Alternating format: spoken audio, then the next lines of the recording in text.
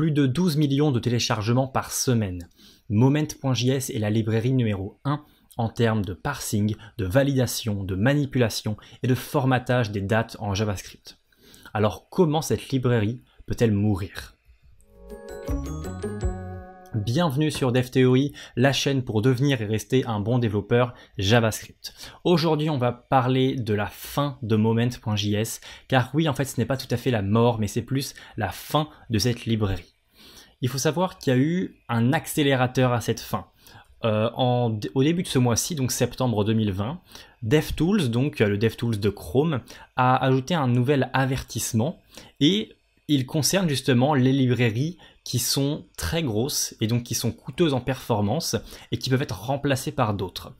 Moment entre totalement là-dedans puisqu'on voit ici dans cet avertissement donc que son utilisation entraîne 70 KB donc au niveau de son poids, alors que des équivalents peuvent en entraîner seulement par exemple 3 ici pour Day.js. Donc on voit bien qu'on a une sauvegarde potentielle qui est énorme et c'est pour ça donc que DevTools prévient les développeurs de ça en fait. Et donc il faut savoir qu'il y a pas mal de problèmes au niveau de Moment.js, c'est des problèmes qui datent depuis longtemps. Donc on va essayer de les voir et ensuite on va détailler vraiment la décision qui a été prise de la part de la team de Moment par rapport donc à cet arrêt, à cette fin de la librairie. Parlons d'abord des problèmes et donc voyons donc le problème du poids. Une chose à savoir, c'est que Moment.js, c'est la librairie numéro 1, une des plus utilisées, parce que c'est également une des plus vieilles en fait. Elle date de 2011, donc c'est quand même il y a plus de 9 ans, quasiment 9 ans, et parce qu'elle date de 2011, eh bien son architecture, la codebase en fait, va avoir un design qui date de 2011. Et en fait, cette architecture de base là, au sein de la librairie, eh bien, il n'a pas changé depuis 2011. Donc on n'a fait que rajouter des bouts, modifier, rajouter des bouts, modifier, rajouter des bouts. Et on arrive à quelque chose donc de lourd, de très gros par rapport à des nouvelles librairies qui vont être créées il y a 1 ou 2 ans, parce que justement on a une codebase qui date de 2011 et qu'on n'a pas encore changé. Et à cause de ça, on va avoir d'autres problèmes. Alors ici il y a un H en trop, désolé. Un autre problème, c'est par rapport à l'algorithme de tree shaking. Ce genre d'algorithme là, ça permet d'enlever les bouts de code inutiles et donc de garder uniquement ce qui va être exécuté à la fin et d'avoir donc un bundle size qui va être beaucoup plus réduit. Et donc avoir une application à la fin qui est plus performante. Eh bien, ces algorithmes de tree shaking, encore une fois désolé pour le H en trop, eh bien, ils vont pas du tout être performants dans le cadre du code de Moment.js parce que justement, c'est un code qui est vieux, qui n'utilise pas les dernières nouveautés en termes donc de modules. Et donc, ces algorithmes-là vont avoir du mal à enlever les bouts de code qui ne servent à rien. Il va encore y avoir beaucoup de code qui ne sert à rien, qui seront en fait dans le bundle size à la fin. Au-delà de ça, au niveau donc de la gestion de l'internationalisation des dates, donc c'est-à-dire les traduire les formater en français, en anglais, en allemand, en pas mal de langues, eh bien ça utilise des algorithmes donc d'internationalisation interne, custom, donc c'est le leur en fait. Alors que toutes les nouvelles vont utiliser l'objet global INTL qui permet de gérer ça beaucoup plus facilement et c'est intégré à JavaScript en fait. Donc également à travers ça, on va avoir un poids qui va encore une fois augmenter. Donc ce problème de poids là, il est vraiment énorme au sein de Moment.js. On va avoir un deuxième problème qui vient encore une fois du fait que cette librairie est vieille, c'est la mutabilité. Toutes les nouvelles librairies de date vont être immutable, donc ça veut dire en fait que les dates que l'on va créer ne pourront pas être modifiées. Une fois que la date est instanciée, eh bien elle ne peut pas être modifiée, il ne peut que y avoir d'autres dates en fait par-dessus. Ce qui n'est pas le cas de Moment.js. Quand on regarde cet exemple-là de Moment, donc on crée une nouvelle date, ok, le 1er janvier 2016. Ensuite, on crée une variable B qui va valoir donc le 1er janvier 2016 avec une semaine en plus. Et en fait, quand on reprend A et qu'on point format pour voir ce que contient A, eh bien on voit qu'on est le 8 janvier 2016. Et ça, c'est un comportement auquel tous les développeurs ne s'attendent pas. C'est-à-dire que le A va être modifié et ce résultat-là va également être renvoyé dans le B. Dans toutes les nouvelles librairies donc, qui sont immutable, le A ne serait absolument pas modifié et tout ça donc renverrait bel et bien cette date-là, mais uniquement pour le B. Le A serait toujours le même. Et en fait, l'avantage d'être immutable, c'est qu'on va avoir avoir beaucoup moins de bugs, on va avoir beaucoup moins de comportements bizarres. Et là, c'est un exemple de comportement qui n'est pas forcément cohérent pour tous les développeurs, surtout les nouveaux développeurs. Et donc ce problème de mutabilité là, il est très récurrent dans le support de Moment.js et ça demanderait énormément d'efforts pour le changer. Le troisième problème à tout ça, et comme je l'ai dit, c'est en fait la popularité. Moment.js, c'est plus de 12 millions de téléchargements par semaine, donc c'est vraiment énorme. À l'instant où on veut changer une méthode, où on veut mettre une méthode donc en deprecated, donc qu'elle ne soit plus trop utilisée, eh bien ça va entraîner énormément de changements à travers beaucoup de projets. Donc forcément, il va y avoir une crainte. Quand on maintient un projet aussi gros et qu'on veut faire des changements, eh bien il va y avoir une crainte parce que on va vraiment toucher énormément de projets qui peuvent, avec un simple npm i, donc pour un peu tout mettre à jour, eh bien casser un projet en fait. Et donc cette popularité-là, c'est une bonne chose, mais avec les problèmes qui existent déjà pour Moment.js, eh bien en fait c'est une surcouche de problèmes. Et donc c'est en ça que la popularité est un problème actuellement pour Moment.js. Pour résoudre tout ça, il faudrait donc avoir une nouvelle version majeure de Moment, une version 3 de Moment.js. Si on veut une version 3 de Moment, ça veut dire qu'on va régler le souci du poids, donc on va quasiment réécrire toute la librairie, qu'on va régler également le problème de mutabilité, donc encore une fois ça se passe à travers la réécriture de toute la librairie, puisque c'est vraiment quelque chose de base. Et voilà, c'est tout. On aurait ces deux problèmes-là, enfin ces deux choses-là à régler qui sont énormes, qu'on soit bien d'accord, ce sont des tâches très grandes et qui vont demander énormément de temps et d'attention. Et donc, ils se sont dit pourquoi faire ça alors qu'il existe déjà plein de librairies à côté qui le font extrêmement bien et beaucoup mieux en fait. Donc pourquoi faire une V3? Et donc ils se sont dit on ne fera pas de V3.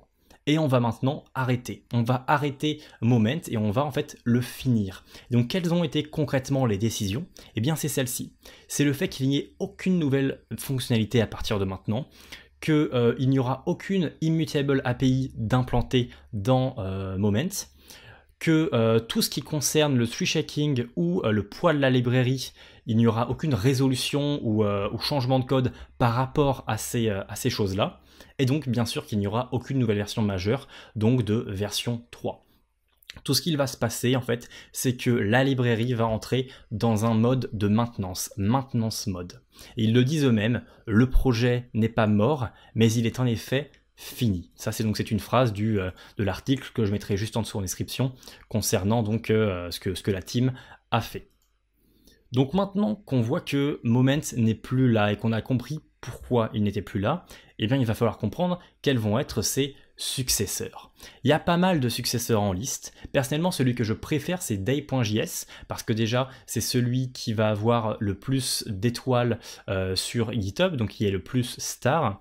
Mais en plus, l'avantage principal qu'il va avoir, si on zoome un peu ici, c'est qu'en fait, si on utilise déjà Moment.js, eh bien on sait déjà comment utiliser Day.js. Parce que la syntaxe que va utiliser Day.js, eh bien ça va être la même, quasiment la même que celle de Moment. Et ça c'est un avantage énorme, parce que ça veut dire qu'on va pouvoir changer de librairie très simplement.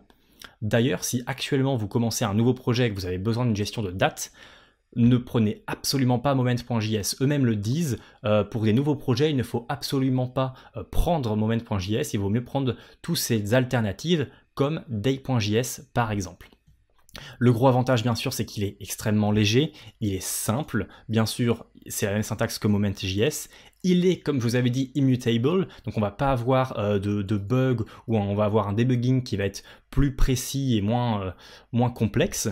Et en plus, il va y avoir un support très efficace, on va le voir, pour l'internationalisation à travers donc i18n qui va nous permettre de gérer très simplement donc les formatages au niveau donc des langues.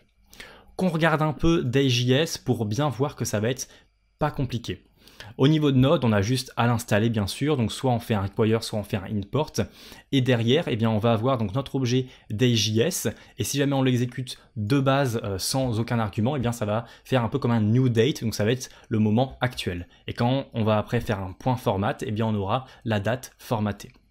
Au niveau du navigateur, je vous conseille bien sûr d'utiliser un CDN pour avoir exactement la même chose. Au niveau donc du parsing, comme je vous ai dit, on peut mettre donc une date dedans, un objet date, et si par exemple on veut quelque chose pour maintenant, soit on met rien, ou soit on met bien sûr un DJS de new date qui est l'équivalent total. Au niveau des chaînes de caractères, donc soit on met une chaîne de caractères avec ce ISO là, qui est également celui qui va être envoyé de base quand on va faire un point format, ou soit on indique le format en deuxième paramètre. Donc si on met par exemple cette date là, eh bien on va indiquer le format correspondant.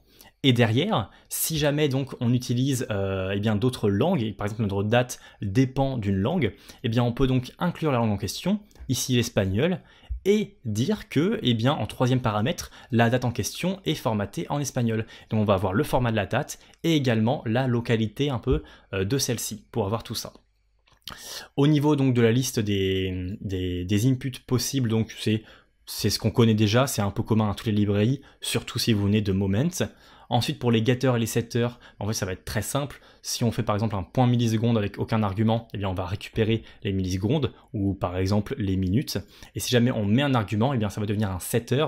Donc, on va définir que le nombre de minutes qui va être ici à 59. On va avoir tout ça donc pour un peu toutes les variables du temps. Au niveau de la manipulation, ça va être également très simple. Par exemple, on va avoir un point add où on va dire l'unité, enfin les quantités, puis après l'unité. Ici donc un jour. On va avoir un point subtract pour soustraire. Ici une année. Derrière, on va même définir l'année à 2009. Donc finalement, ça n'a pas eu de sens. Et ensuite, par exemple, un point toString parce que c'est un objet de base. Donc on va voir tout ça. Également par rapport, si on va donc dans display et qu'on voit qu'on peut donc l'afficher, on a bien le point format comme je vous disais avec encore une fois ce tableau là qui revient. Et si par exemple on veut avoir l'écart entre deux dates, eh bien on va avoir également des choses possibles comme from now ou to now si on est dans le futur ou dans le passé. Et tout ça, ça va dépendre également de plugin. Parce que pourquoi il peut être aussi léger dai.js? Parce qu'en fait on va implémenter simplement ce qu'on va avoir besoin. Si on a besoin justement de date relative comme ça, eh bien on va implémenter le plugin de date relative. Et comment on fait ça? Un simple require ici, et derrière on fait dai.js.extend de notre plugin en question. Et on va pouvoir utiliser les from now, les to.now, et des plugins, on en a vraiment pas mal. Donc on va pouvoir comme ça importer uniquement ce qu'on a besoin. Et au niveau donc de l'internationalisation, si on va voir un peu, on voit encore une fois que c'est très très simple. On a juste à faire un require ou bien sûr un import. Et derrière, soit on définit en global la langue en question, ou soit on définit dans une ligne en particulier la langue en question. Donc voilà, je ne vais pas aller plus loin dans la documentation de dai.js parce que vous pouvez le faire, je vous mets un lien en description, mais c'est vraiment très simple d'utilisation. Il y a, je pense, tout ce que vous avez besoin au niveau des dates, et c'est pour ça que dai.js est un très bon successeur à moment.js. Voilà tout concernant cette vidéo, j'espère que vous avez apprécié un petit peu ce résumé en fait de l'histoire de Moments.js, car ça a fait un peu de bruit en ce début de mois, notamment sur Twitter. N'hésitez pas à me dire ce que vous en pensez, quelle librairie alternative vous allez utiliser si jamais vous utilisez Moment.js. Et puis dans tous les cas, j'espère qu'on se reverra dans une prochaine vidéo de DevTheory ou sur notre cours gratuit qu'il y a sur devtheory.fr. À très bientôt.